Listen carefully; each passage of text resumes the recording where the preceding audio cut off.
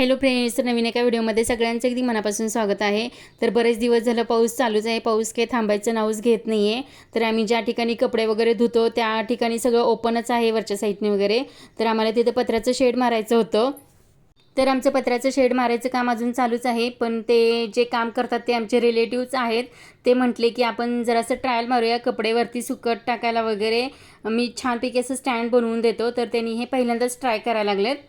तर असं मस्तपैकी त्यांनी कपडे सुकायचं हे जे स्टँड आहे ते आम्हाला बनवून दिलेलं आहे। तर आम्ही यांना तात्या म्हणतो।